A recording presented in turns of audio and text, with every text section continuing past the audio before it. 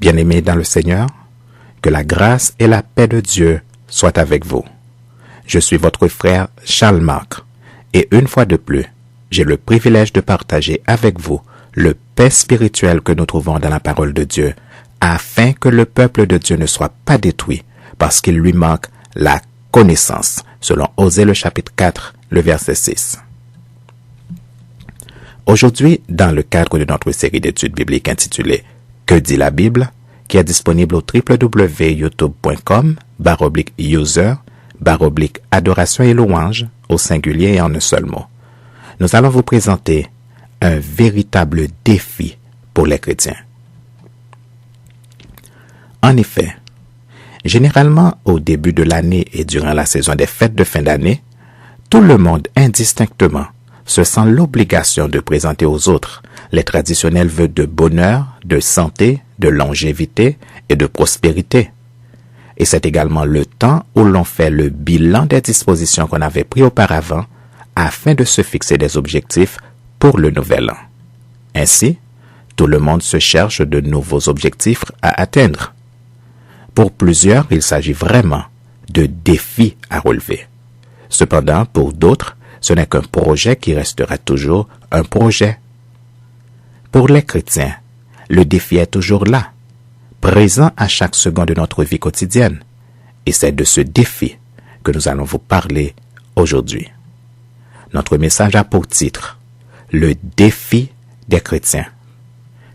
Sans plus tarder, prions ensemble notre Dieu afin que dans sa grâce, il nous ouvre l'esprit et nous accorde l'intelligence pour comprendre les Écritures. Prions Dieu. Bon et tendre Père céleste, nous voulons te remercier pour la grâce et l'opportunité que nous avons en ce jour béni de nous approcher du trône de la grâce par le sang précieux de Christ qui paya notre salut. En ce jour béni que tu nous permets de vivre, ô Dieu d'amour, nous venons devant toi, Seigneur, pour renouveler l'offrande de notre cœur selon lequel nous voulons être tout entiers à toi, car tu étends tes regards sur toute la terre pour soutenir ceux dont le cœur est tout entier à toi. Seigneur Dieu, toi qui as le pouvoir de nous sanctifier tout entier, toi qui as le pouvoir de faire que tout notre être, l'esprit, l'âme et le corps soient conservés irrépréhensibles lors de l'avènement de notre Seigneur Jésus-Christ, parce que celui qui nous a appelés est fidèle et que c'est lui qui le fera. Nous venons en ta présence, Seigneur, parce que nous avons besoin de toi. Nous avons besoin de ton soutien, Seigneur. Nous avons besoin que tu nous fortifies, que tu nous régénères et que tu nous remplisses de ta puissance. Éternel Dieu, trois fois saint, toi qui nous conserves ta bonté parce que tu nous aimes d'un amour éternel selon tes prophètes, en ayant compassion de nous et parce que tu es notre Rédempteur. Nous te prions, Seigneur, par tes compassions, de nous accorder la grâce, le désir, la volonté et la détermination de nous exhorter les uns les autres par tes compassions à offrir nos corps comme un sacrifice vivant, saint, agréable à Dieu, ce qui sera de notre part un culte raisonnable, de ne pas nous conformer au siècle présent, mais que nous soyons transformés par le renouvellement de l'intelligence, afin que nous discernions quelle est ta volonté, Seigneur Dieu, ce qui est bon, agréable et parfait. Dans ta grâce, Seigneur, tu nous exhortes de n'avoir pas de nous-mêmes une trop haute opinion, mais plutôt de revêtir des sentiments modestes selon la mesure de foi que tu as donnée à chacun. Selon ta parole, Seigneur, nous avons été ensevelis avec Jésus par le baptême en sa mort, afin que, comme il est ressuscité des morts par ta gloire, de même, nous aussi, nous marchions en nouveauté de vie. En effet, Seigneur, tu nous dis dans ta parole que, si nous sommes devenus une même plante avec Jésus par la conformité à sa mort, nous le serons aussi par la conformité à sa résurrection, sachant que notre vieil homme a été crucifié avec lui, afin que le corps du péché fût détruit, pour que nous ne soyons plus esclaves du péché. Ainsi donc, Seigneur, selon ta parole, celui qui est mort est libre du péché.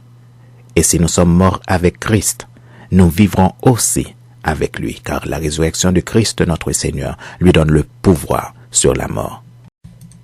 Seigneur Dieu, parce que le Christ est mort pour le péché une fois pour toutes, qu'il est revenu à la vie et qu'il vit pour ta gloire. Accorde-nous la grâce d'accepter que nous aussi nous soyons morts au péché afin de vivre pour toi en Jésus-Christ. Ne permets pas, Seigneur, que le péché règne dans nos corps mortels et ne permets pas, Seigneur, que nous obéissions à ses convoitises. Nous savons, Seigneur Dieu, que lorsque le roi Abimélec fit enlever Sarah, la femme d'Abraham, tu l'as empêché de pécher contre toi. C'est pourquoi tu n'as pas permis qu'il la touche, car il agissait avec un cœur pur selon ta parole. C'est pourquoi nous te supplions dans ta grâce de nous empêcher de pécher contre toi. Seigneur Dieu, ne nous permets pas de livrer nos membres au péché comme des instruments d'iniquité, mais accorde-nous dans ta grâce la volonté de nous donner nous-mêmes à toi comme étant vivants de mort que nous étions, et accepter, Seigneur, l'offrande de nos membres comme des instruments de justice à ton service. Garde-nous et protège-nous de l'idolâtrie sous toutes ses formes, Seigneur.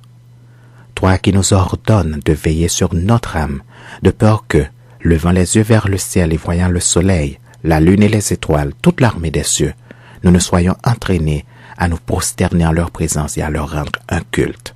Car ce sont des choses que toi, l'Éternel notre Dieu, tu nous as données en partage à tous les peuples sous le ciel tout entier.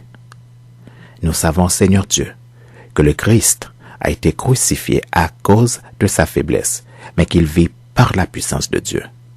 Accorde-nous la grâce, Seigneur, que nous aussi nous soyons faibles en Jésus, afin de vivre avec Jésus par la puissance de Dieu pour agir envers vous. Dans ta grâce, Seigneur, donne-nous la sagesse et l'intelligence de nous examiner nous-mêmes pour savoir si nous sommes dans la foi, ainsi que la sagesse et l'intelligence de nous éprouver nous-mêmes selon qu'il est écrit. Reconnaissez que Jésus-Christ est en vous, à moins peut-être que vous ne soyez réprouvés. Voilà pourquoi, Seigneur, comme David, l'homme selon ton cœur, nous te prions de regarder si nous sommes sur une mauvaise voie, afin de nous conduire sur la voie de l'éternité. Édifie-nous par ta parole, Seigneur, et sanctifie-nous par ton Esprit Saint qui intercède pour nous dans nos prières. Permets-nous, Seigneur, de nous maintenir dans ton amour en attendant la miséricorde de notre Seigneur Jésus-Christ pour la vie éternelle. Nous te prions, Seigneur, de bénir chaque personne qui écoute ce message en fertilisant les cœurs arides, afin que ta semence produise en abondance les fruits de l'Esprit dans la vie de chacun. Nous remettons au pied de la croix de Christ le fardeau de nos péchés, de nos fautes, de nos manquements, de nos transgressions, de nos iniquités, de nos désobéissances et de nos infidélités, Seigneur, pour lesquelles nous implorons ton pardon. Et nous te prions de nous laver, de nous purifier dans le sang précieux de l'agneau immolé, qui est le Christ notre Seigneur. Nous te demandons toutes ces grâces, Seigneur, certainement pas parce que nous avons une quelconque mérite, mais c'est dans le précieux nom de notre Seigneur et de notre Sauveur Jésus-Christ, ton Fils, que nous te prions ainsi. Amen. Notre message a pour titre « Le défi des chrétiens » et nous trouvons notre texte de prédication dans Matthieu, le chapitre 7, au verset 12. Parallèlement, nous verrons également 3 autres textes. Luc 6, le verset 31, Luc 18, le verset 22 et Matthieu 19, le verset 21. Lisons d'abord les 4 textes. Luc 6, le verset 31, et je cite. « Ce que vous voulez que les hommes fassent pour vous, faites-le de même pour eux. » Lisons dans Matthieu 7, le verset 12, et je cite. « Tout ce que vous voulez que les hommes fassent pour vous, faites-le de même pour eux, car c'est la loi et les prophètes. » Lisons dans Luc 18, le verset 22, et je cite. « Jésus ayant entendu cela lui dit, « Il te manque encore une chose. Vends tout ce que tu as, distribue-le aux pauvres, et tu auras un trésor dans les cieux. Puis viens et suis-moi. » Et finalement, lisons dans Matthieu 19, le verset 21, et je cite. Jésus lui dit, « Si tu veux être parfait, va, vends ce que tu possèdes, donne-le aux pauvres, et tu auras un trésor dans le ciel. Puis viens et suis-moi. » Que l'Éternel bénisse ces portions des Saintes Écritures pour l'édification commune de nos âmes. Amen.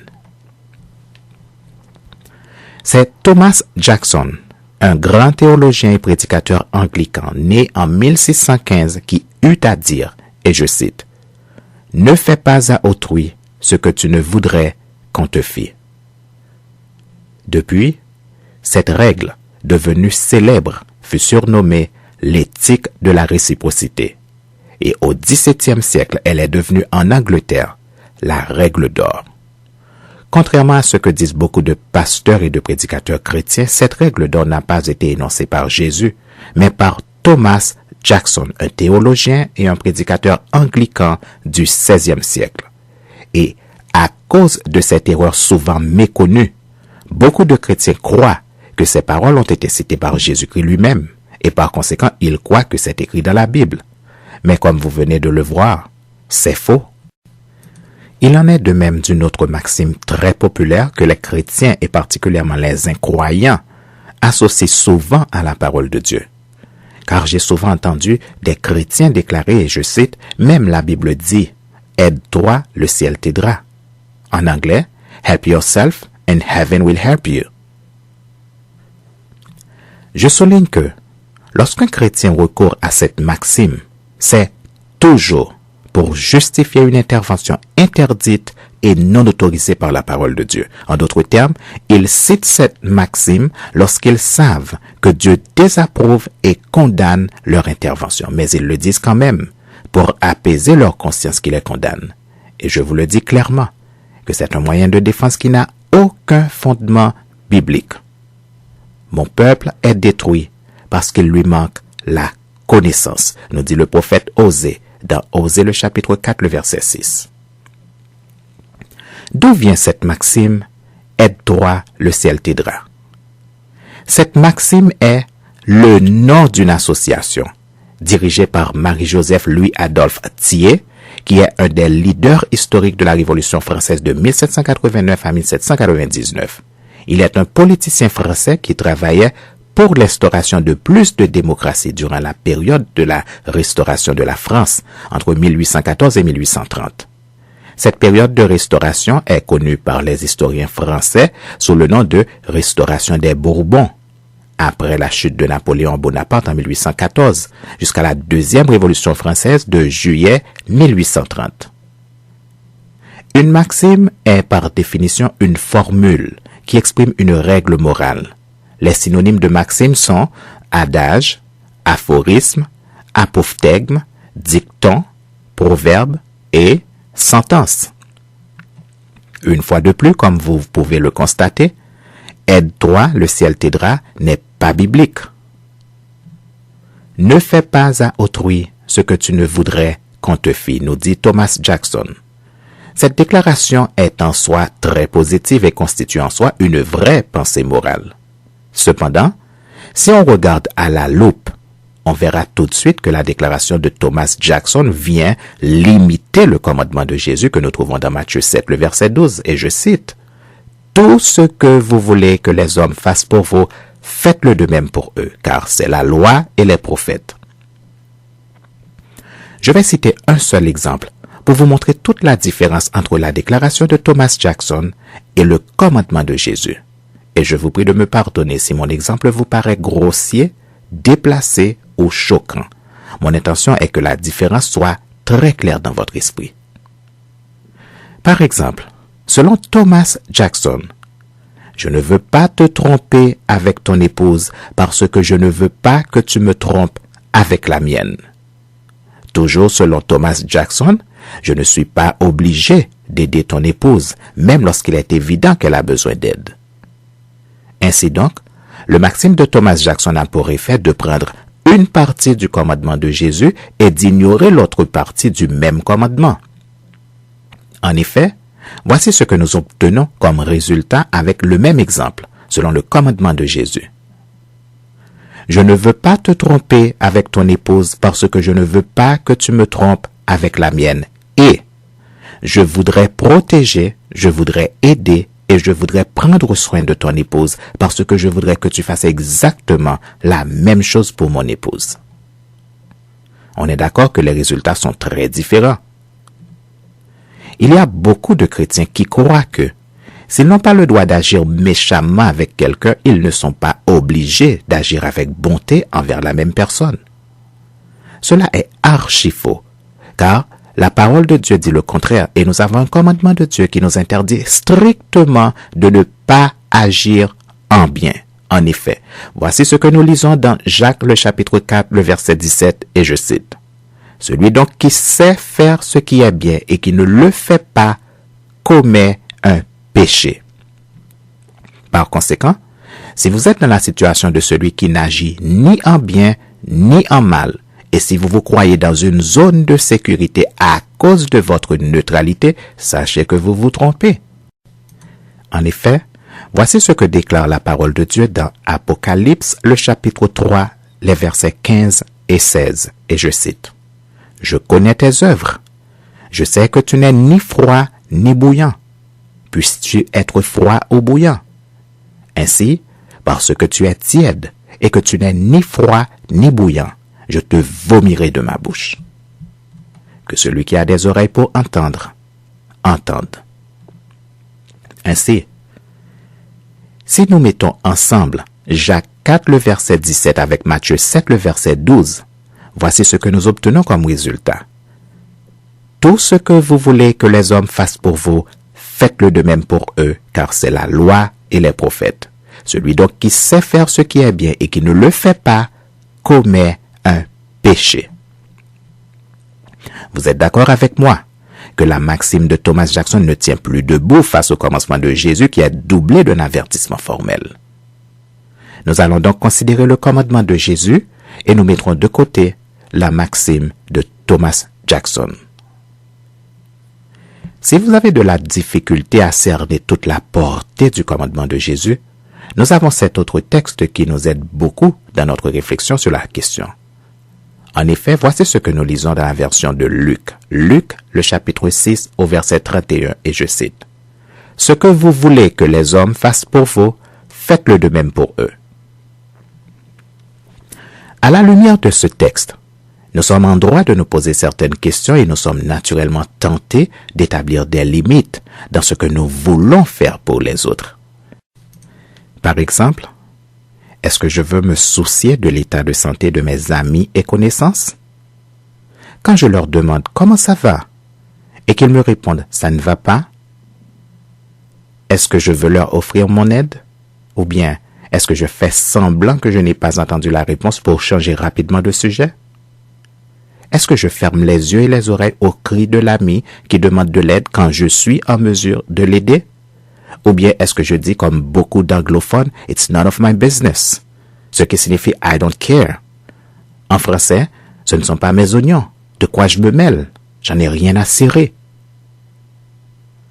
Si tu parviens à faire taire ta conscience pour ne pas te sentir coupable par ton omission d'agir lorsque tu le devrais, sache que la parole de Dieu crie haut et fort, et je cite dans Proverbe, le chapitre 21, le verset 13.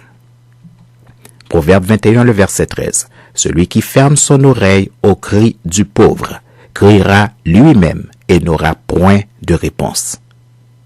Que celui qui a des oreilles pour entendre, entende. Lisons dans la version de Matthieu.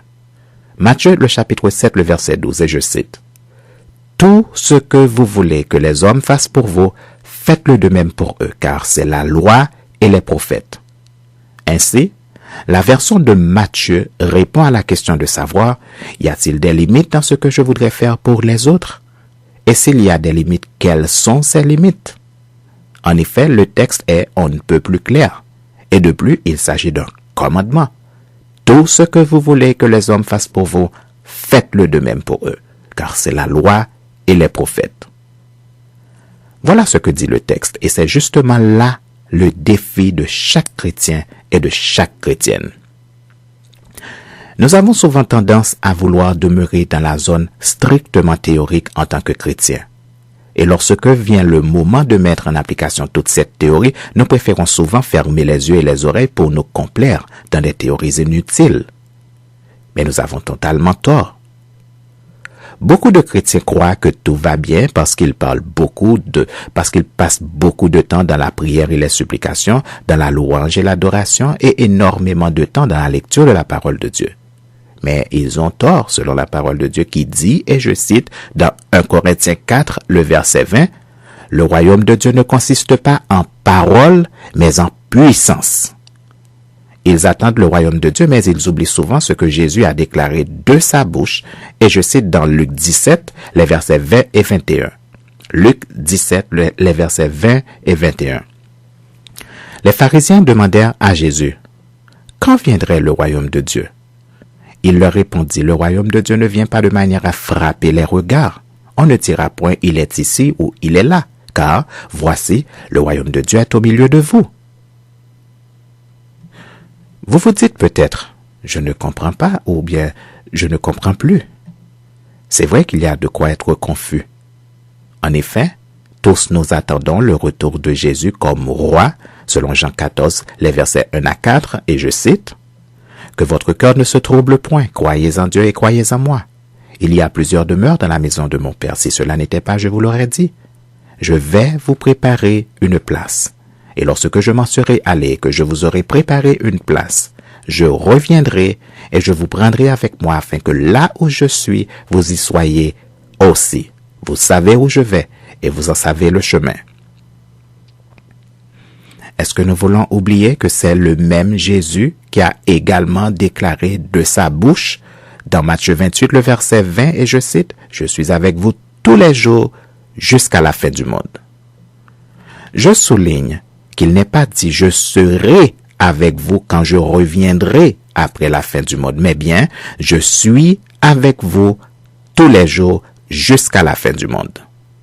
Si vous avez compris, vous comprenez pourquoi Jésus déclare, et je cite dans Matthieu 25, les versets 31 à 46, et je cite, « Lorsque le Fils de l'homme viendra dans sa gloire avec tous les anges, il s'assiera sur le trône de sa gloire. Toutes les nations seront assemblées devant lui. Il séparera les uns d'avec les autres, comme le berger sépare les brebis d'avec les boucs. Et il mettra les brebis à sa droite et les boucs à sa gauche. Alors, le roi dira à ceux qui seront à sa droite, « Venez, vous qui êtes bénis de mon Père, prenez possession du royaume qui vous a été préparé dès la fondation du monde. Car j'ai eu faim et vous m'avez donné à manger. J'ai eu soif et vous m'avez donné à boire. J'étais étranger et vous m'avez recueilli. J'étais nu et vous m'avez vêtu. J'étais malade et vous m'avez visité. J'étais en prison et vous êtes venus vers moi. » Les justes lui répondront, « Seigneur, quand avons-nous vu avoir faim et t'avons-nous donné à manger? Ou avoir soif et t'avons-nous donné à boire? Quand avons-nous vu étranger et t'avons-nous recueilli? Ou nu et t'avons-nous vêtu? Quand avons-nous vu malade ou en prison et sommes-nous allés vers toi? » Et le roi leur répondra, « Je vous le dis en vérité, toutes les fois que vous avez fait ces choses à l'un de ces plus petits de mes frères, c'est à moi que vous les avez faites. » Ensuite, il dira à ceux qui seront à sa gauche, « Retirez-vous de moi, maudits. Allez dans le feu éternel qui a été préparé pour le diable et pour ses anges. Car j'ai eu faim et vous ne m'avez pas donné à manger. J'ai eu soif et vous ne m'avez pas donné à boire. J'étais étranger et vous ne m'avez pas recueilli. J'étais nu et vous ne m'avez pas vêtu. J'étais malade et en prison et vous ne m'avez pas visité. » Ils répondront aussi, « Seigneur, quand avons-nous vu ayant faim ou ayant soif ou étranger ou nu ou malade ou en prison et ne t'avons-nous pas assisté? » Et il leur répondra, « Je vous le dis en vérité, toutes les fois que vous n'avez pas fait ces choses à l'un de ces plus petits, c'est à moi que vous ne les avez pas faites. Et ceux-ci iront au châtiment éternel, mais les justes à la vie éternelle. » Ainsi, selon les textes que nous venons de citer, qui sont des déclarations de Jésus lui-même, le royaume de Dieu est au milieu de nous et Jésus-Christ est présent parmi nous tous les jours. Tout ce que vous voulez que les hommes fassent pour vous, faites-le de même pour eux, car c'est la loi et les prophètes. Peut-être que vous vous dites, « Écoute mon frère, c'est très beau ce que tu es en train de dire, mais nous savons, toi et moi, que cela est impossible. Selon la parole de Dieu qui déclare que nul n'est parfait. Alors comment veux-tu qu'on arrive à relever un tel défi? Comment cela est-il possible? Considérons les deux autres références que nous avions citées au début et lisons dans Luc, le chapitre 18, le verset 22. Je cite. Jésus ayant entendu cela lui dit, « Il te manque encore une chose. Vends tout ce que tu as, distribue-le aux pauvres et tu auras un trésor dans les cieux, puis viens et suis-moi. » Dans ce texte, je vous prie de ne considérer pour l'instant que cette phrase. « Il te manque encore une chose. » À présent, considérons le contexte de cette déclaration que vous pourrez lire dans Luc 18, les versets 18 à 27. C'est l'histoire du jeune homme riche qui demande à Jésus ce qu'il doit faire pour hériter la vie éternelle. Et Jésus lui cite les commandements auxquels il doit obéir. Le jeune homme lui répond, et je cite dans Luc 18, les versets 21 et 22. « J'ai, dit-il, observé toutes ces choses dès ma jeunesse. » Jésus ayant entendu cela lui dit, « Il te manque encore une chose. » Beaucoup parmi nous sont exactement dans la même situation que ce jeune homme qui avait la volonté, le désir et la détermination d'être bon selon les commandements de Dieu. Plusieurs parmi nous sont de véritables héros spirituels parce que nous avons réussi à remporter la victoire sur un ou plusieurs péchés.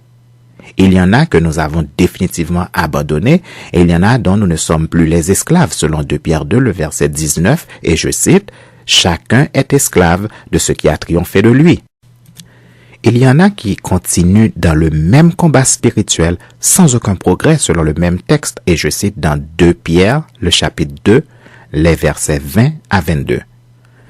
Si après s'être retirés des souillures du monde par la connaissance du Seigneur et Sauveur Jésus-Christ, ils s'y engagent de nouveau et sont vaincus, leur dernière condition est pire que la première. Car mieux valait pour eux n'avoir pas connu la voie de la justice que de se détourner après l'avoir connu du saint commandement qui leur avait été donné. Il leur est arrivé ce que dit un proverbe vrai. Le chien est retourné à ce qu'il avait vomi, et la truie lavée s'est vautrée dans le bourbier. Ainsi donc, il ne suffit pas de combattre. Il faut en sortir victorieux parce que notre adversaire, le diable, il ne connaît pas la pitié. Il ne nous fera pas de cadeau selon 1 Pierre 5, le verset 8. Et je cite, « Soyez sobres, veillez.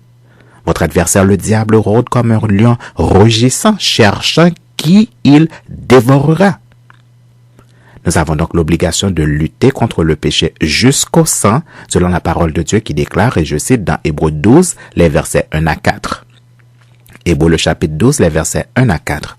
Nous donc aussi, puisque nous sommes environnés d'une si grande nuée de témoins, rejetons tout fardeau et le péché qui nous enveloppe si facilement, et courons avec persévérance dans la carrière qui nous est ouverte, et ayant les regards sur Jésus, le chef et le consommateur de la foi, qui, en vue de la joie qui lui était réservée, a souffert la croix, méprisé l'ignominie et s'est assis à la droite du trône de Dieu. Considérez en effet celui qui a supporté contre sa personne une telle opposition de la part des pécheurs, afin que vous ne vous lassiez point l'âme découragée. Vous n'avez pas encore résisté jusqu'au sang en luttant contre le péché. Et Dieu, dans sa grâce, nous donne exactement le moyen de remporter la victoire, selon Jacques le chapitre 4, le verset 7. Et je cite, « Soumettez-vous donc à Dieu, résistez au diable, et il fuira loin de vous. » Ainsi, nous savons selon ce texte que le diable fuit loin de ceux et celles qui se soumettent à la parole de Dieu. Tu ne veux pas te soumettre à Dieu et tu te plains que tu es persécuté par le diable et les démons. Oui, il y a de véritables héros spirituels parmi nous comme le jeune homme riche. Cependant, il leur manque encore une chose. Il te manque encore une chose. Tu es peut-être à 99% avec Dieu. Si c'est le cas, il te manque encore une chose. Voyons ensemble ce qui manquait au jeune homme riche et lisons dans Matthieu, le chapitre 19, le verset 21. Et je cite, Jésus lui dit, « Si tu veux être parfait. Va, vends ce que tu possèdes, donne-le aux pauvres, et tu auras un trésor dans le ciel. Puis viens et suis-moi. Vous lirez tout le texte au verset 16 à 26 de Matthieu 19.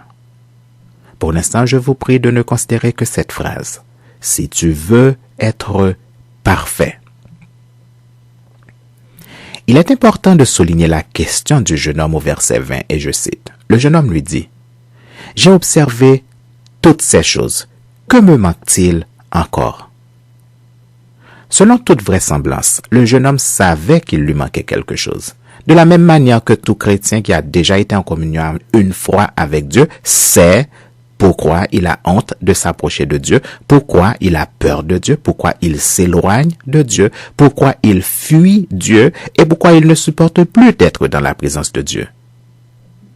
Je souligne que selon le verset 20 de Matthieu 19, Jésus offre au jeune homme le choix d'être parfait. Parce qu'il était déjà très bon, parce qu'il était déjà excellent, mais il n'était pas parfait. Et c'est cela qui lui manquait. Pour être parfait, il faut le vouloir. Et c'est exactement ce qui manquait au jeune homme. Il aimerait être parfait selon sa propre déclaration selon laquelle il observe tous les commandements de Dieu dès son enfance.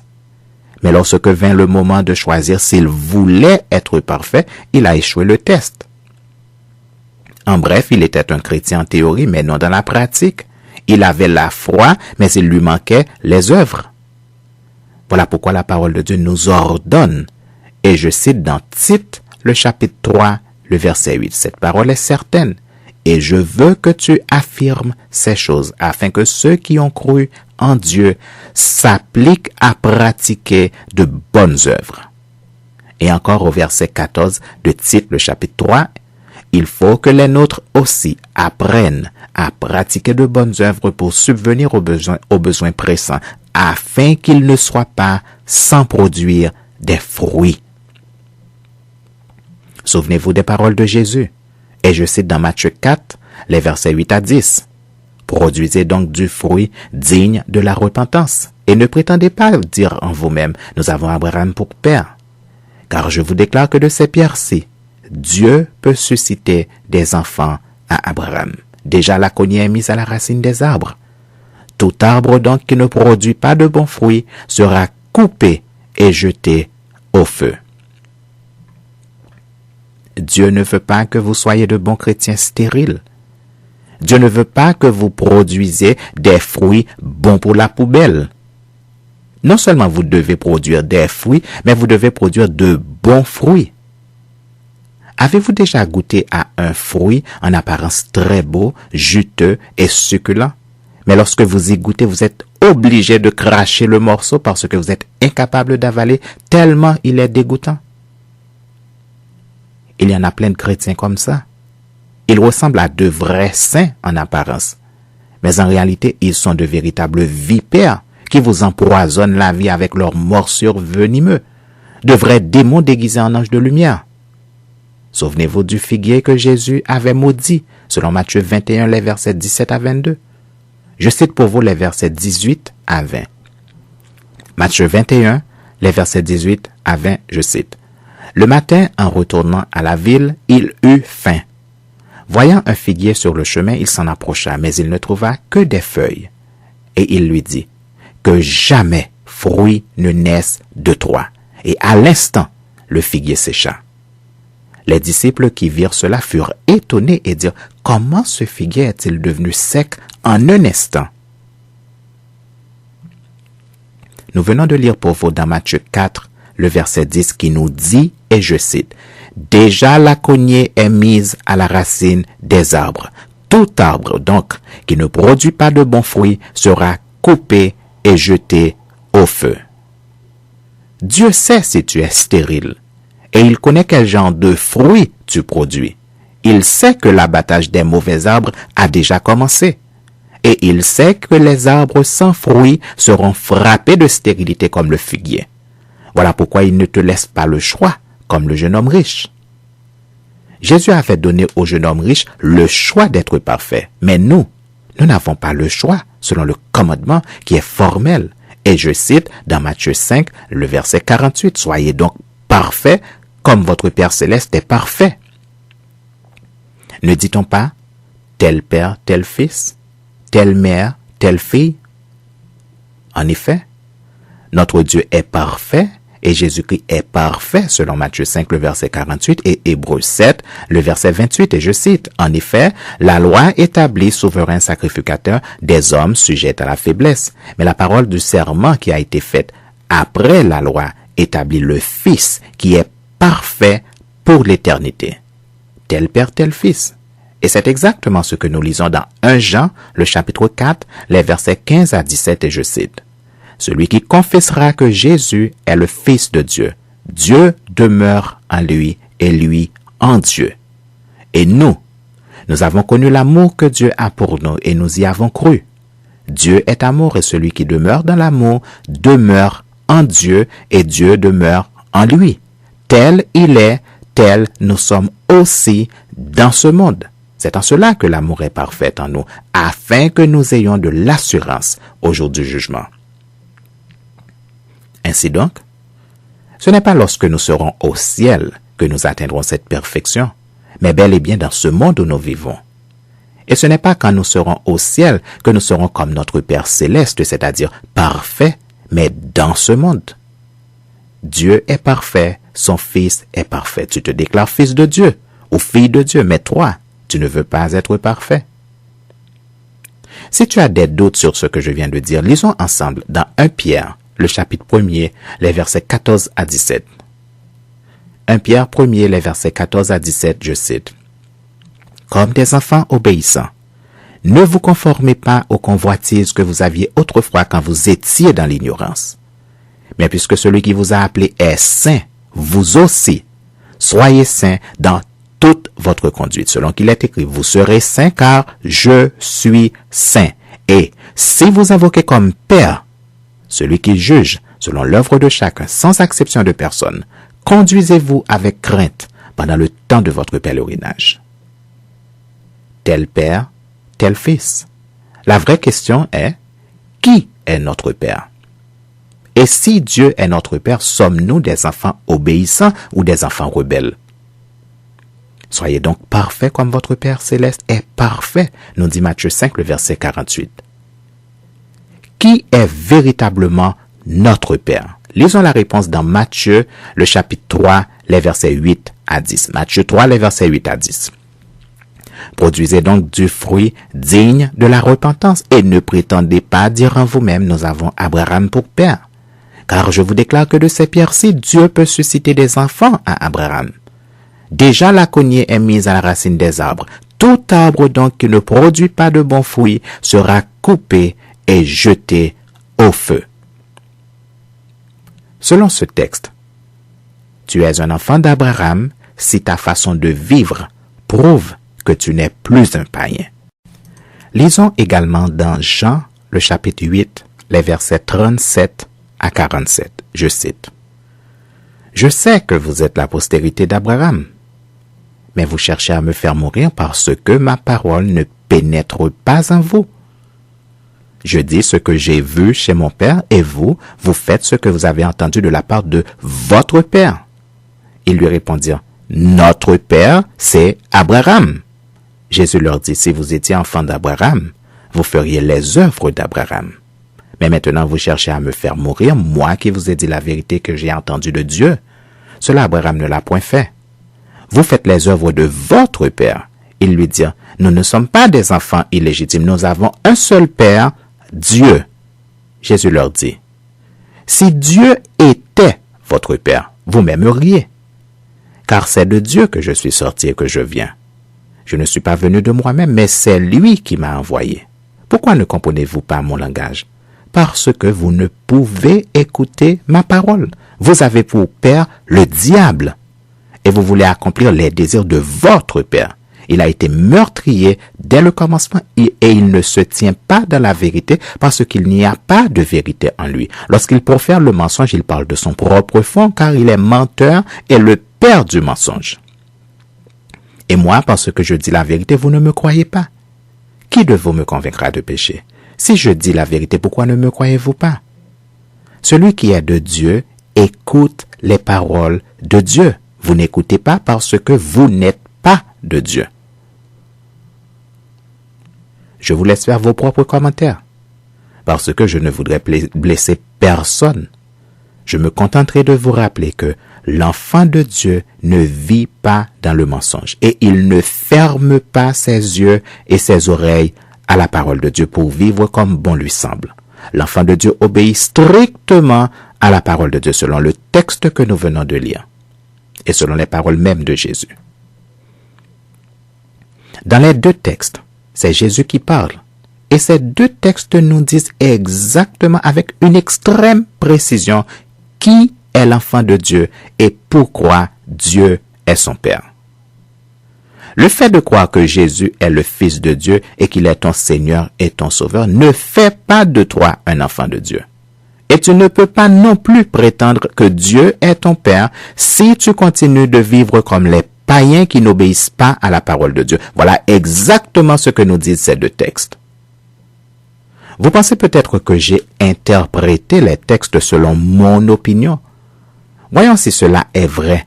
Et lisons ensemble dans 2 Thessaloniciens le chapitre 1er, les versets 6 à 10. 2 Thessaloniciens 1er, les versets 6 à 10. Il est de la justice de Dieu de rendre l'affliction à ceux qui vous affligent et de vous donner à vous qui êtes affligés du repos avec nous lorsque le Seigneur Jésus apparaîtra du ciel avec les anges de sa puissance au milieu d'une flamme de feu pour punir ceux qui ne connaissent pas Dieu et ceux qui n'obéissent pas à l'évangile de notre Seigneur Jésus. Ils auront pour châtiment une ruine éternelle, loin de la face du Seigneur et de la gloire de sa force, lorsqu'il viendra pour être en ce jour-là, glorifié dans ses saints et admiré dans tous ceux qui auront cru, car notre témoignage auprès de vous a été cru. Les versets 8 et 9 nous disent que ceux qui ne connaissent pas Dieu et ceux qui n'obéissent pas à l'évangile de Jésus subiront exactement le même châtiment. Que celui qui a des oreilles pour entendre, entende. La perfection n'est pas un choix, ni un vœu pieux. Elle est vraiment une obligation pour le chrétien qui invoque Dieu comme Père. Tel Père, tel Fils. Tel il est, tel nous sommes aussi dans ce monde, c'est-à-dire parfait dans l'amour, selon 1 Jean le chapitre 4, le verset 17. Et le texte de Jacques 1er, les versets 2 à 4, précise comment nous arriverons à atteindre la perfection dont la Bible parle, et qui fait de nous des enfants de Dieu. Lisons ensemble dans Jacques, le chapitre 1er, les versets 2 à 4, et je cite. « Mes frères, regardez comme un sujet de joie complète les diverses épreuves auxquelles vous pouvez être exposés, sachant que l'épreuve de votre foi produit la patience. Mais il faut que la patience accomplisse parfaitement son œuvre, afin que vous soyez parfaits et accomplis sans faillir en rien.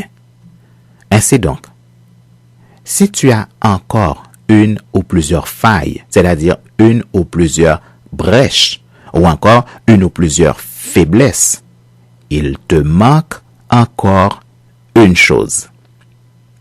Et tu ne pourras jamais relever le défi de Matthieu 7, le verset 12 qui dit, et je cite, « Tout ce que vous voulez que les hommes fassent pour vous, faites-le de même pour eux, car c'est la loi et les prophètes. » À présent, prenons le temps de citer quelques exemples pour illustrer ce que nous venons de dire.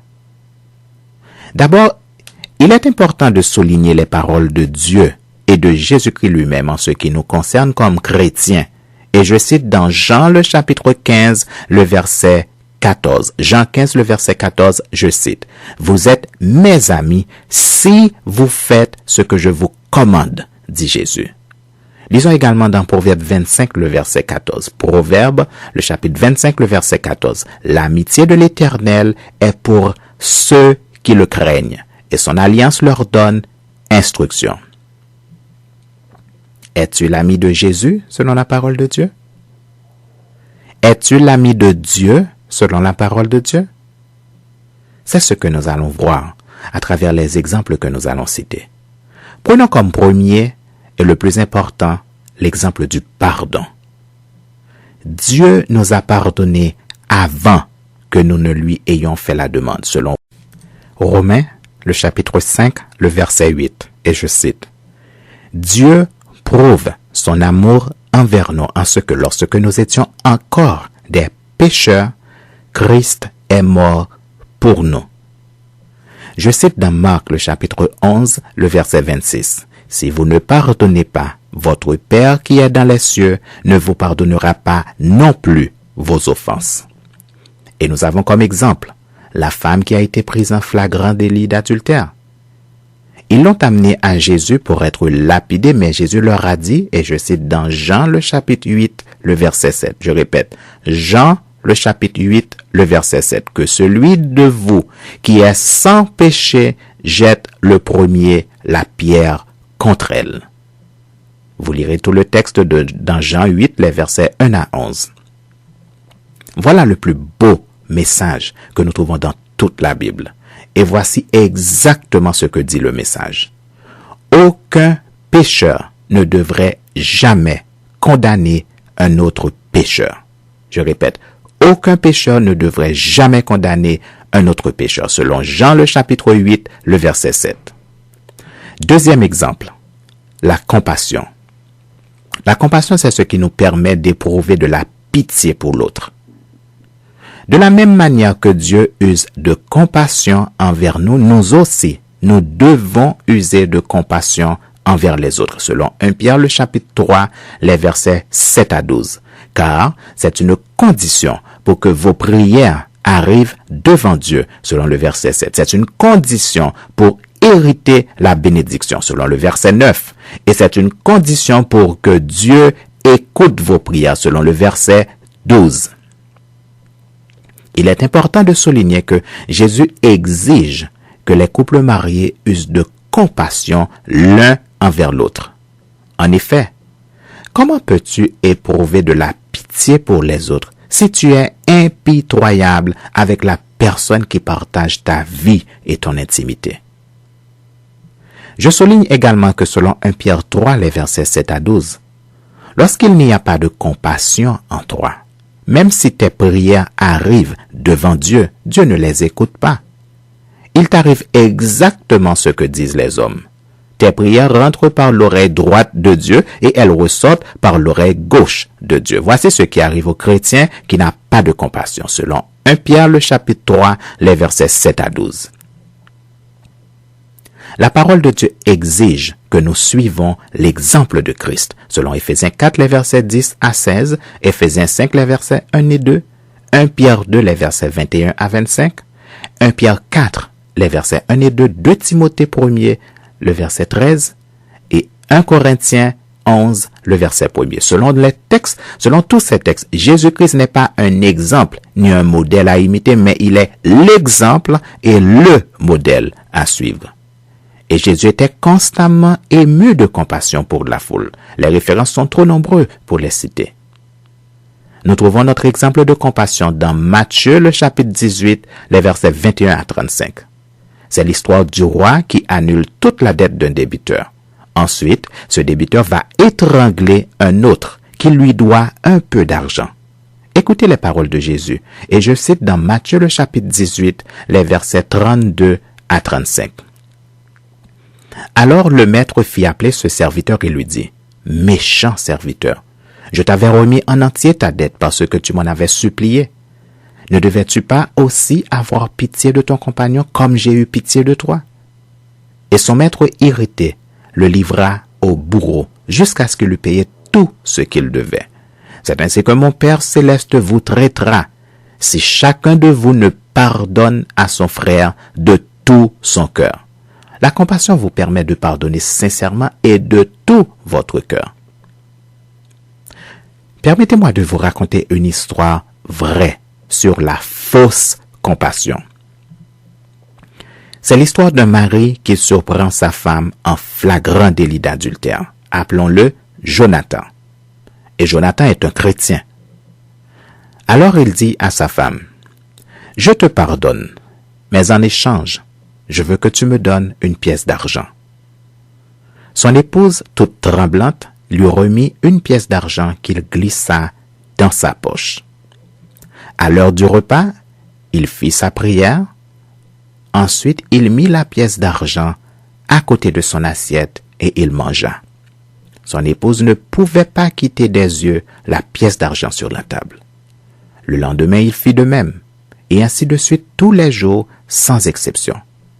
Son épouse perdit l'appétit et elle finit par ne plus manger. Elle maigrit de plus en plus et finit par mourir. Jamais son mari n'eut une conversation avec elle au sujet de son adultère. Voilà comment Jonathan tua son épouse. Il n'y a aucun doute que le crime de Jonathan est 1000 fois pire que celui de son épouse. Fais attention pour que toi aussi, tu ne sois pas un Jonathan devant Dieu qui connaît toutes les pensées de notre cœur. Troisième exemple, la miséricorde. La miséricorde est la pitié qui amène au pardon. C'est aussi la facilité à excuser. Écoutez quels sont les synonymes de miséricorde. Miséricorde a pour synonyme clémence, absolution, charité, grâce, pitié. Et ces mots ont pour eux-mêmes comme synonyme miséricorde, douceur, indulgence, bénignité, bienveillance, charité, clémence, complaisance, compréhension, gentillesse, grâce, patience, rémission, tolérance. Selon Jacques 2, le verset 13, le jugement est sans miséricorde pour qui n'a pas fait miséricorde. La miséricorde triomphe du jugement. Et nous avons l'obligation d'être miséricordieux, selon Colossiens 3, le verset 12, qui nous ordonne de nous revêtir d'entrailles de miséricorde. Et notre meilleur exemple, c'est toi-même. Tu appelles Dieu ton Père parce qu'il est miséricordieux envers toi. Mais tu juges, tu condamnes, tu es sans pitié, sans compassion et sans miséricorde pour les autres. Tel Père, tel Fils. Tel il est, tel nous sommes aussi dans ce monde, c'est-à-dire parfait dans l'amour. Es-tu toujours certain que celui que tu invoques comme Dieu est ton Père, selon la parole de Dieu? Écoute ce que nous lisons dans Colossiens, le chapitre 3, les versets 12 à 14, et je cite. « Ainsi donc, comme des élus de Dieu saints et bien-aimés, revêtez-vous d'entrailles de miséricorde, de bonté, d'humilité, de douceur, de patience. Supportez-vous les uns les autres, et si l'un a sujet de se plaindre de l'autre, pardonnez-vous réciproquement. De même que Christ vous a pardonné, pardonnez-vous aussi. Mais par-dessus toutes ces choses, revêtez-vous de la charité, qui est le lien de la perfection. » As-tu encore la certitude que Dieu est ton Père? Quatrième exemple, l'amour des autres. Aimer les autres n'est pas un choix, mais une obligation selon le commandement de Jésus que nous trouvons dans Jean le chapitre 13, les versets 34 et 35. Et c'est une condition pour être un disciple de Jésus-Christ. Aimer les autres est une dette que nous avons envers tout le monde sans distinction. Selon Romains le chapitre 13, les versets 8 à 10. Et je cite Romains le chapitre 13, les versets 8 à 10. « Ne devez rien à personne, si ce n'est de vous aimer les uns les autres. Car celui qui aime les autres a accompli la loi. En effet, les commandements, tu ne commettras point d'adultère, tu ne tueras point, tu ne déroberas point, tu ne convoiteras point, et ce qu'il peut y avoir encore se résume dans cette parole. Tu aimeras ton prochain comme toi-même. L'amour ne fait point de mal au prochain. L'amour est donc l'accomplissement de la loi. Et le chrétien n'a pas le choix. Aimer les autres est une obligation selon 1 Jean, le chapitre 4, les versets 11 et 21. Je répète, aimer les autres est une obligation selon 1 Jean, le chapitre 4, les versets 11 et 21. Et je cite, « Bien-aimés, si Dieu nous a ainsi aimés, nous devons aussi nous aimer les uns les autres. Et nous avons de lui ce commandement, que celui qui aime Dieu aime aussi son frère. » Et nous avons comme exemple le bon samaritain, selon Luc 10, les versets 25 à 35, qui nous enseigne que le prochain, c'est aussi l'étranger et le parfait inconnu. D'ailleurs, qui te dit que l'inconnu que tu es en train de secourir n'est pas un ange de Dieu déguisé en homme, ou Jésus-Christ lui-même qui est toujours présent parmi nous tous les jours, selon Matthieu 28, le verset 20.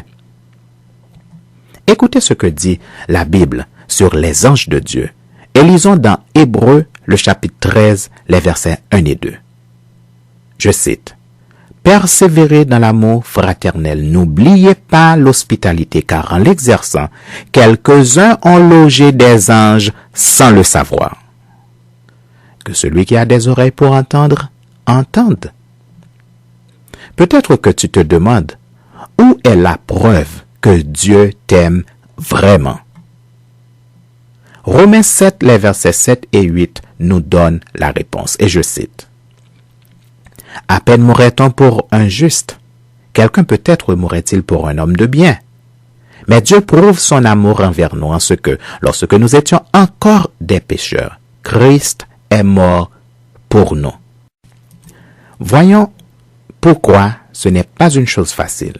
Et lisons dans Ésaïe 59, les versets 13 à 16, et je cite. « Nous avons été coupables et infidèles envers l'Éternel. Nous avons abandonné notre Dieu, nous avons proféré la violence et la révolte, conçu et médité dans le cœur des paroles de mensonge. Et la délivrance s'est retirée et le salut se tient éloigné, car la vérité trébuche sur la place publique et la droiture ne peut approcher.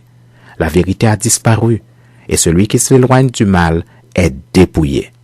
L'Éternel voit d'un regard indigné qu'il n'y a plus de droiture. Il voit qu'il n'y a pas un homme. Il s'étonne de ce que personne n'intercède. Alors son bras lui vint en aide, et sa justice lui sert d'appui. » Et dans Isaïe 63, le verset 5, nous lisons, « Je regardais, et personne pour m'aider. J'étais étonné, et personne pour me soutenir. Alors mon bras m'a été en aide, et ma fureur m'a servi d'appui. » Jésus-Christ est le bras de l'Éternel, selon le psaume 98, le verset 1er, selon Ésaïe 40, les versets 10 et 11, Ésaïe 52, le verset 10, Ésaïe 53, tout le chapitre, au verset 1er. Ésaïe 59, Ésaïe 59, le verset 16, et également Ésaïe 63, le verset 5. Tous ces textes disent clairement que Jésus-Christ est le bras de l'Éternel. Cinquième et dernier exemple. La charité. Selon 1 Corinthiens 13, les versets 1 à 8, la charité est la qualité que chaque chrétien doit avoir, parce qu'elle est la plus importante de toutes les qualités. Elle est l'instrument qui nous permet de passer de la théorie à la pratique. Il est intéressant de souligner comment la charité est étroitement associée à l'amour, d'après le texte. Et une simple comparaison entre les couples mariés et Jésus-Christ et son Église nous permet de comprendre clairement la situation, sans l'ombre d'un doute.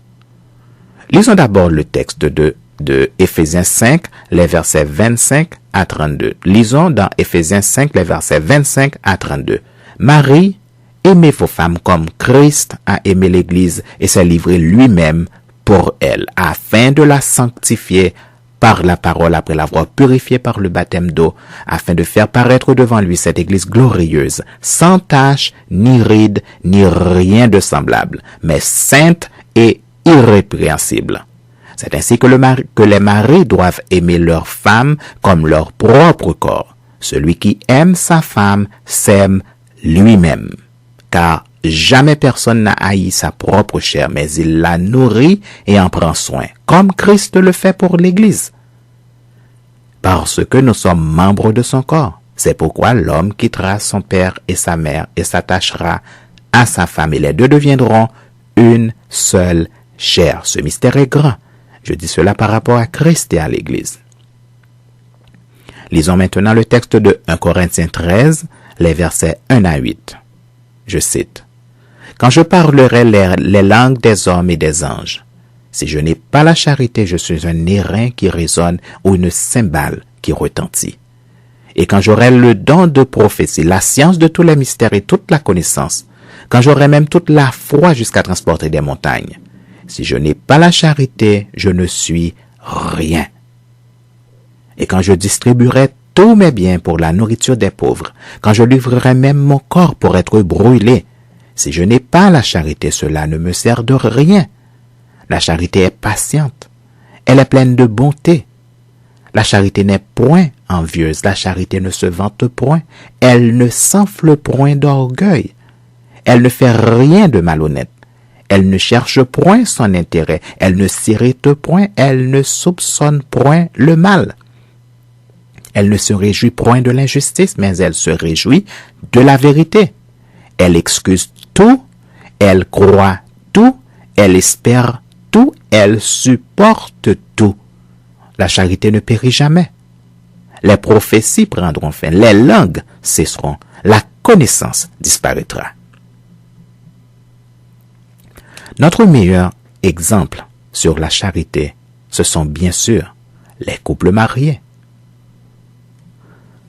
Au moment précis où je vous parle, je connais personnellement plusieurs couples mariés qui sont tous des pasteurs d'églises protestantes qui vivent dans l'adultère ou qui vivent séparés. Cependant, on les voit à l'église le dimanche. Et ils ont l'air de couples normaux, mais en privé, c'est l'enfer pour ces couples mariés qui vivent ensemble sous le même toit pendant qu'ils sont séparés. Vous comprenez bien sûr que si je devais citer les noms de ces pasteurs rien qu'à Ottawa, plusieurs églises seraient forcées de fermer leurs portes pour immoralité. L'un des pasteurs à Ottawa a dit à son épouse, et je cite, « Ma vie sexuelle ne te regarde pas. Est-ce que je te demande avec qui tu couches, toi? Ne te mêle plus de ma vie privée. Et si je perds mon poste comme pasteur, je te poursuivrai pour violation de mon droit à la vie privée. » Cette déclaration est vraie et je reproduis fidèlement ce que son épouse m'a avoué. Selon Éphésiens 5, les versets 28 et 29, le mari qui aime sa femme s'aime lui-même. Jamais personne n'a haï sa propre chair, mais il la nourrit et en prend soin comme Christ le fait pour l'Église. Et la réciproque est également vraie. Ainsi donc, toujours selon Éphésiens 5, le verset 28, le mari qui hait, qui maltraite, qui méprise, qui ignore et qui déshonore sa femme se détruit lui-même. Il fait de l'autodestruction et il ne comprend pas pourquoi rien ne va plus. Il en est de même de l'épouse qui souhaite la mort de son mari pour recommencer une nouvelle vie. Ton bonheur avec ton époux est à la portée de la main et ce bonheur dépend de toi si tu mets en pratique l'amour de Dieu, la compassion, la miséricorde et la charité dans ta vie de couple. Tout ce que vous voulez que les autres fassent pour vous, toi aussi le faire de même pour eux, nous dit Jésus dans Matthieu 7, le verset 12. Nous évoluons dans un monde où quasiment tout est à l'envers par rapport à la parole de Dieu. Et nous prenons pour acquis que tout cela est normal parce que ce sont des lois et des règles sociales qui régissent la société dans laquelle nous vivons. Mais est-ce que tu savais que comme chrétien, tu es d'abord un citoyen des cieux avant d'être un citoyen du pays dans lequel tu vis? C'est donc à toi de décider si tu préfères obéir aux lois des hommes et ignorer les lois de Dieu. L'apôtre Pierre a eu à confronter ce dilemme. Et je cite dans Actes 5, les versets 25 à 29. Je cite. Quelqu'un vint leur dire, « Voici les hommes que vous avez mis en prison sont dans le temple et ils enseignent le peuple. » Alors, le commandant partit avec les huissiers et les conduisit sans violence, car ils avaient peur d'être lapidés par le peuple. Après qu'il les eut ramenés en présence du Sanhédrin, le souverain sacrificateur les interrogea en ces termes. « Ne vous avons-nous pas défendu expressément d'enseigner en ce nom-là? Et voici vous avez rempli Jérusalem de votre enseignement, et vous voulez faire retomber sur nous le sang de cet homme? » Pierre et les apôtres répondirent, « Il faut obéir à Dieu plutôt qu'aux hommes. » Aujourd'hui, nos chrétiens ont oublié à qui ils doivent obéissance au point que nos pasteurs vivent dans l'adultère en invoquant comme motif le droit et le respect à la vie privée qui sont inviolables, selon la Déclaration universelle des droits de l'homme en son article 12. En effet, pour le chrétien, ne pas faire le bien est un péché, selon Jacques 4, le verset 17. Aimer les autres est une obligation, selon le Lévitique 19, les versets 17 et 18, Luc 10, les versets 25 à 28, 1 Pierre 1er, le verset 22, et Jean 13, les versets 34 et 35. La vengeance est interdite aux chrétiens, selon Romains 12, les versets 17 à 21, 1 Thessaloniciens 5, les versets 14 et 15, Job 36, les versets 13 à 17, 1 Pierre 2, les versets 11 et 12, et 1 Pierre 3, le verset 1er. Et je vais citer un texte à connaître par cœur pour ceux et celles qui disent, comme les païens, que la défense est un droit sacré lorsqu'ils veulent justifier leur vengeance. Lisons dans Job, le chapitre 36, les versets 15 à 17. Je cite, « Dieu sauve le malheureux dans sa misère, et c'est par la souffrance qu'il l'avertit. Il te retirera aussi de la détresse pour te mettre au large, en pleine liberté, et ta table sera chargée de mets succulents. Mais, si tu défends ta cause comme un impie, le châtiment est inséparable de ta cause. » Tu as un Dieu qui assure personnellement ta défense. Voilà ce que nous dit le texte. Et si tu as des doutes sur comment Dieu défendra ta cause, écoute ce que nous lisons dans Naoum, le chapitre 1er, les versets 7 et 8. Et je cite, Naoum 1er, les versets 7 et 8. « L'Éternel est bon. Il est un refuge au jour de la détresse. Il connaît ceux qui se confient en lui. Mais avec des flots qui déborderont, il détruira la ville et il poursuivra ses ennemis jusque dans les ténèbres. » Lisons également les versets 2 et 3 de Naoum 1er. Naoum 1er, les versets 2 et 3, et je cite, « L'Éternel est un Dieu jaloux. Il se venge. L'Éternel se venge. Il est plein de fureur. L'Éternel se venge de ses adversaires. Il garde rancune à ses ennemis. L'Éternel est lent à la colère. Il est grand par sa force. Il ne laisse pas impuni. » Écoutez la parole de l'Éternel adressée à son peuple que nous trouvons dans Zacharie, le chapitre 3 au verset 8. Et je cite, « Celui qui vous touche, touche la prunelle de son œil. » Si tu reconnais que l'Éternel est ton Père, tu devrais remettre ta cause à ton Dieu puisqu'il n'y a pas de meilleur défenseur que lui. D'autant plus que c'est un commandement qui ne te laisse pas le choix. Selon qu'il est écrit dans Romains 12, le verset 19, et je cite, « Ne vous vengez point vous-même, bien-aimés, mais laissez agir la colère, car il est écrit, à moi la vengeance, à moi la rétribution, dit le Seigneur. » Et lorsque vous oubliez ce commandement, souvenez-vous de Job 36, le verset 17, et je cite, « Si tu défends ta cause comme un impie, le châtiment est inséparable de ta cause. » Non seulement l'Éternel t'interdit formellement de te venger comme le font les païens, d'après Job 36, le verset 17, mais si tu commets l'erreur de rendre le mal pour le bien, tu attireras sur toi une malédiction qui ne te quittera jamais. Selon Proverbe 17, le verset 13, et je cite, « De celui qui rend le mal pour le bien, le mal ne quittera point la maison. » De plus, il nous est interdit de juger et de condamner personne, selon Jean 8, le verset 7, 1 Timothée 2, le verset 4, 2 Pierre 3, le verset 9, Ézéchiel 3, les versets 16 à 21 et Ézéchiel 33, les versets 7 à 16. Et nous avons l'obligation d'obéir à la parole de Dieu, selon Luc 6, les versets 26 à 49 et 1 Timothée 4, les versets 8 à 16. Es-tu certain que Dieu habite en toi?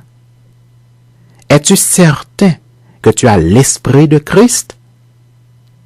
Voici ce que nous lisons dans Romains le chapitre 8, les versets 1 à 17.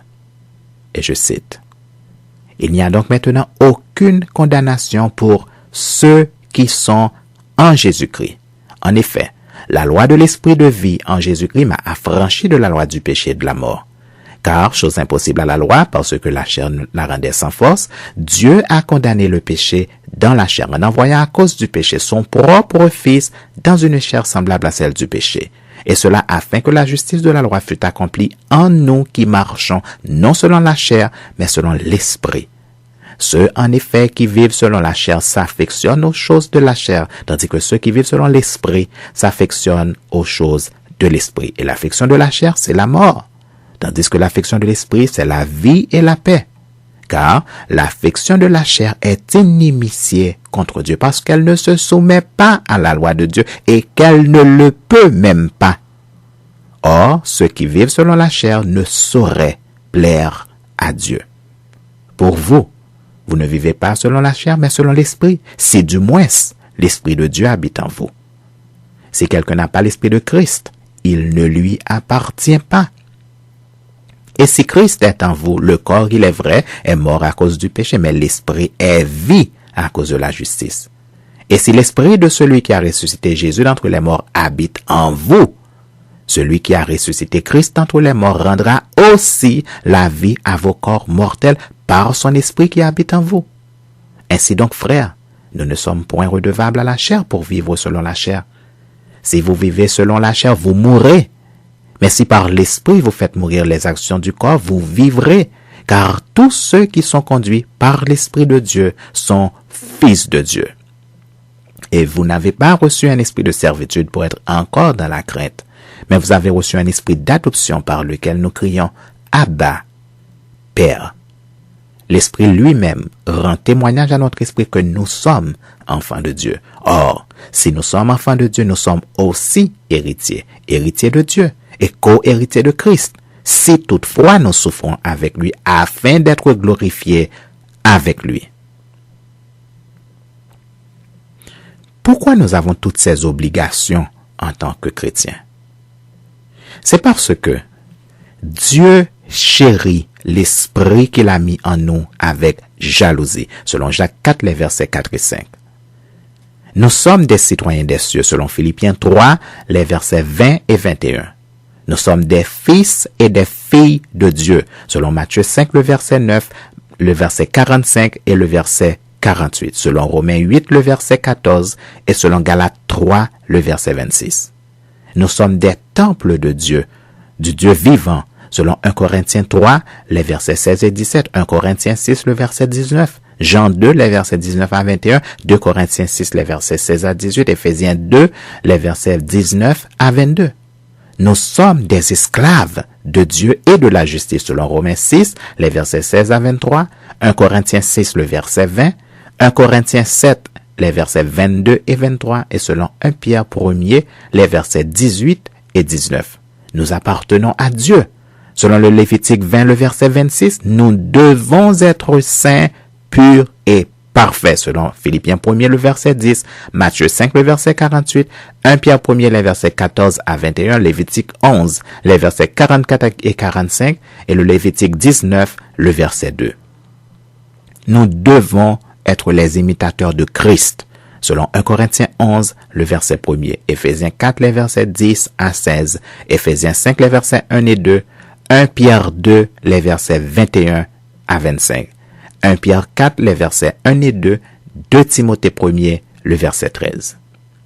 Dieu veut que nous soyons comme lui, saints, purs et parfaits, selon 1 Jacques 4, le verset 17, Matthieu 5, le verset 48, Jacques 1er, les versets 2 à 4. Et également parce que Dieu veut nous voir briller comme des flambeaux dans ce monde de ténèbres, selon Philippiens 2, les versets 13 à 16. Est-ce que la perfection est possible? Oui, la perfection est possible, selon Philippiens 3, le verset 15, Colossiens 4, le verset 12 et 1 Corinthiens 2, le verset 6, Jacques 1er, le verset 4. Selon la parole de Dieu, nous sommes saints, purs et parfaits lorsque nous obéissons strictement à la parole de Dieu, sans rien retrancher à cette parole. Le saint, selon la Bible, ce n'est pas quelqu'un qui se promène avec une auréole de lumière sur la tête, avec un corps brillant comme les lucioles et avec un petit nuage blanc sous les pieds. Non. Je vous assure qu'on ne retrouve nulle part cette image dans la Bible. On ne retrouve ces images que dans les églises catholiques. Le saint, selon la Bible, c'est quelqu'un qui obéit strictement à la parole de Dieu. Et le vœu de Dieu pour nous, c'est que nous soyons saints. Les gens par courtoisie nous présentent leurs traditionnels vœux de bonheur, de santé, de prospérité et de longévité, même s'ils ne pensent pas nécessairement ce qu'ils disent. Mais Dieu nous dit clairement quels sont ses vœux pour nous dans sa parole. Et nous les trouvons dans 1 Thessaloniciens, le chapitre 4, les versets 3 à 8, le Lévitique 11, le verset 45, le Lévitique 20, le verset 26, le Deutéronome 5, les versets 32 et 33, Jérémie 7, le verset 23, Matthieu 5, les versets 44 et 45, Philippiens 1er, les versets 9 à 11, Philippiens 2, les versets 14 et 15, Colossiens 1er, les versets 9 à 11, Jacques 1er, le verset 4, Hébreux 11, les versets 35 à 39, Ecclésiaste 12, les versets 13 et 14. Et je vais citer un seul parmi ces textes que nous trouvons dans 1 Thessaloniciens, le chapitre 4, les versets 3 à 8. 1 Thessaloniciens 4, les versets 3 à 8, et je cite. Ce que Dieu veut, c'est votre sanctification, c'est que vous vous absteniez de l'impudicité, c'est que chacun de vous sache posséder son corps dans la sainteté et l'honnêteté, sans vous livrer à une convoitise passionnée comme font les païens qui ne connaissent pas Dieu. C'est que personne n'use envers son frère de fraude et de cupidité dans les affaires, parce que le Seigneur tire vengeance de toutes ces choses, comme nous vous l'avons déjà dit et attesté. Car Dieu ne nous a pas appelés à l'impureté, mais à la sanctification. Celui donc qui rejette ses préceptes ne rejette pas un homme, mais Dieu qui vous a donné son Esprit Saint. Voilà quels sont les vœux de Dieu pour vous en tant que chrétiens et en tant que croyants. Que l'Éternel vous donne la force d'accepter la vérité pour l'aimer afin d'obéir à sa parole. Qu'il vous donne la volonté et la détermination de faire pour les autres ce que vous voulez que les hommes fassent pour vous. Et qu'il vous accorde la grâce de vouloir être saint, pur et parfait selon sa volonté en tant que fils et fille de Dieu, parce qu'il est lui-même saint, pur et parfait. Et parce que selon 2 Chroniques 16, le verset 9, l'Éternel étend ses regards sur toute la terre pour soutenir ceux dont le cœur est tout entier à lui. Que l'Éternel vous accorde la grâce de vous donner vous-même à lui pour lui appartenir à 100%. Amen. Prions Dieu avant de recevoir la bénédiction. Bon Sauveur, berger fidèle, Roi des rois, Seigneur des seigneurs, Dieu des dieux, nous voulons te remercier pour toute cette provision que tu avais gardée pour ton peuple dans ton bon trésor. Nous reconnaissons, Seigneur, à la lumière de ta parole que tu es véritablement le Dieu miséricordieux, lent à la colère et riche en bonté et en miséricorde. Aussi, nous chanterons toujours tes bontés, Seigneur, et notre bouche fera connaître à jamais ta fidélité. Ensemble, Seigneur, nous disons avec le prophète Jérémie, les bontés de l'Éternel ne sont pas épuisées. Ses compassions ne sont pas à leur terme, elles se renouvellent chaque matin. Oh, que ta fidélité est grande. L'Éternel est mon partage, dit mon âme, c'est pourquoi je veux espérer en lui. L'Éternel a de la bonté pour celui qui espère en lui, pour l'âme qui le cherche. Il est bon d'attendre en silence le secours de l'Éternel. Il est bon pour l'homme de porter le joug dans sa jeunesse. Il se tiendra solitaire et silencieux parce que l'Éternel le lui impose. Il mettra sa bouche dans la poussière. Sans perdre toute espérance, il présentera la joue à celui qui le frappe. Il se rassasiera d'opprobre, car le Seigneur ne rejette pas à toujours. Mais lorsqu'il afflige, il a compassion selon sa grande miséricorde, car ce n'est pas volontiers qu'il humilie et qu'il afflige les enfants des hommes. Quand on foule aux pieds tous les captifs du pays, quand on viole la justice humaine à la face du Très-Haut, quand on fait tort à autrui dans sa cause, le Seigneur ne le voit-il pas? Qui dira qu'une chose arrive sans que le Seigneur l'ait ordonné? N'est-ce pas de la volonté du Très-Haut que viennent les maux et les biens? Pourquoi l'homme vivant ne se plaindrait-il? Que chacun se plaigne de ses propres péchés. Recherchons nos voies et sondons et retournons à l'Éternel. Élevons nos cœurs et nos mains vers Dieu qui est au ciel. Nous avons péché. Nous avons été rebelles. Tu n'as point pardonné. Tu t'es caché dans ta colère et tu nous as poursuivis. Tu as tué sans miséricorde. Tu t'es enveloppé d'un nuage pour fermer l'accès à la prière. Tu nous as rendu un objet de mépris et de dédain au milieu des peuples.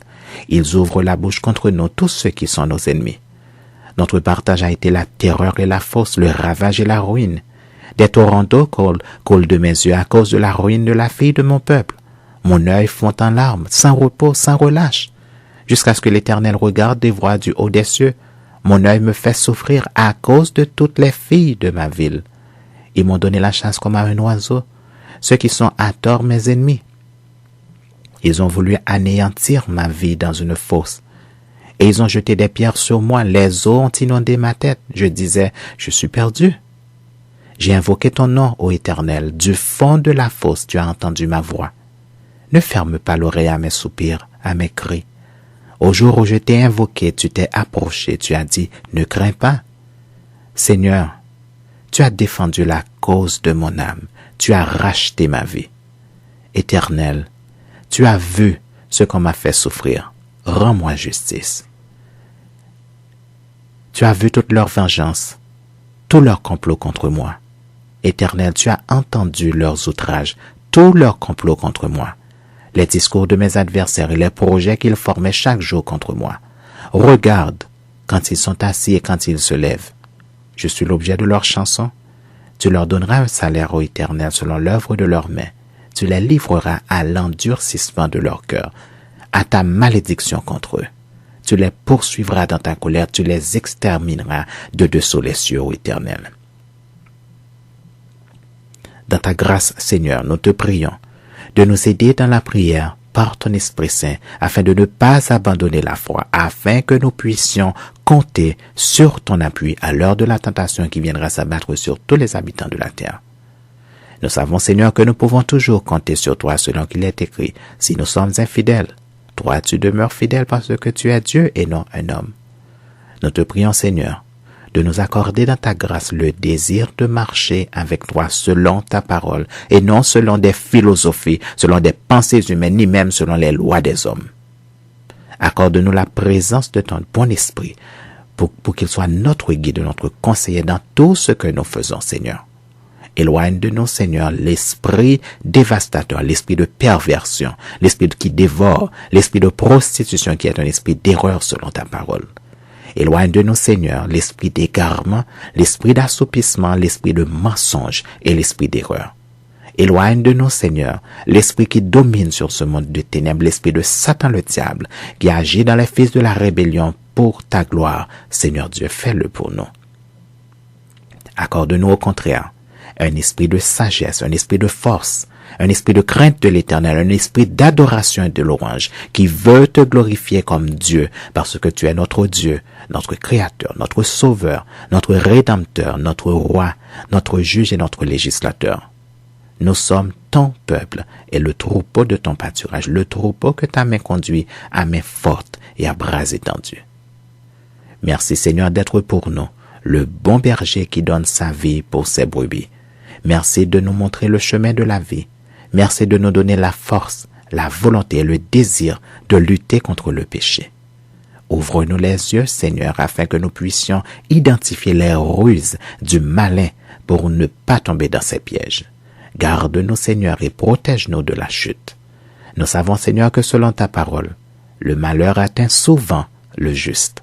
Aussi, nous voulons te remercier de nous avertir que nous ne serons pas exemptés des malheurs. Et merci Seigneur de nous donner également l'assurance que tu nous relèveras toujours dans le malheur. Aussi, c'est avec assurance que nous pouvons crier devant les puissances de ce monde, devant les autorités de ce monde, devant les esprits méchants et devant les princes de ce monde de ténèbres, l'Éternel est pour moi. Que peuvent me faire des hommes? Merci Seigneur pour toutes tes grâces que nous ne pourrons jamais énumérer faute de temps.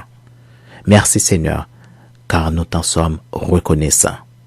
Nous te prions Seigneur de continuer à nous conduire sur le chemin de notre pèlerinage. Nous te prions de nous accorder la force de nous détourner, de détourner nos regards des attraits de ce monde afin de ne pas regarder en arrière. Mais au contraire, Seigneur, accorde-nous la grâce de toujours garder les regards fixés sur Jésus-Christ ton Fils et de ne pas nous détourner des choses invisibles qui sont éternelles selon ta parole, puisque les choses visibles sont passagères. Accorde-nous ces grâces pour ta gloire, Seigneur, en tant que fils et fille de Dieu, en tant que serviteur et servante de Dieu, et en tant qu'esclave de ta justice, Seigneur. Bénis nos auditeurs, Seigneur. Garde-les à l'abri de tes ailes, comme la poule qui rassemble ses poussins. Protège-les du malin et ne les laisse pas succomber aux tentations de ce monde pervers. Dans ta grâce, Seigneur, nous te prions pour que le germe de ta parole que tu viens de semer dans leur cœur grandisse et croisse et produise des fruits en abondance afin que chacun d'eux devienne à leur tour une source de bénédiction pour les autres. Nous te prions, Seigneur, de pardonner nos péchés et d'effacer nos transgressions dans le sang de Jésus, ton Fils, notre Seigneur et notre Sauveur. Fortifie-nous, Seigneur. Sanctifie-nous par ta parole et par le sang de Jésus, ton Fils. Accorde-nous ta paix qui surpasse toute intelligence et remplis-nous de ta présence, puisque nous sommes le temple dans lequel ton esprit habite. Bénis chacun de nous, Seigneur, et protège nos familles et nos biens. Nous te prions, Père Saint, au nom et par les mérites de notre Seigneur et Sauveur Jésus-Christ, ton Fils, qui vit et règne avec toi et l'Esprit Saint, d'éternité en éternité. Amen. À présent, je vous prie d'incliner vos têtes pour recevoir la bénédiction. Que le Dieu de paix qui a ramené d'entre les morts le grand pasteur des brebis par le sang d'une alliance éternelle, notre Seigneur Jésus, vous rende capable de toute bonne œuvre pour l'accomplissement de sa volonté et fasse en vous ce qui lui est agréable. Par Jésus-Christ, auquel soit la gloire au siècle des siècles. Amen. Chers auditeurs et bien-aimés dans le Seigneur, nous vous prions, par les compassions de Christ, à partager ce message avec les autres, afin de ramener dans la bergerie de notre Seigneur les brebis égarées. Je vous encourage vivement à le faire dans votre propre intérêt selon la promesse de Dieu que nous trouvons dans sa parole. Et je cite dans Jacques 5, les versets 19 et 20. Jacques 5, les versets 19 et 20. Mes frères, si quelqu'un parmi vous s'est égaré loin de la vérité et qu'un autre l'y ramène, qu'il sache que celui qui ramènera un pécheur de la voie où il s'était égaré sauvera une âme de la mort et couvrira une multitude de péchés. Je t'invite donc à sauver des âmes pour le Seigneur et du même coup à obtenir le pardon de la multitude de tes péchés, simplement en invitant d'autres personnes à écouter ce message qui est selon la vérité que nous trouvons dans la parole de Dieu.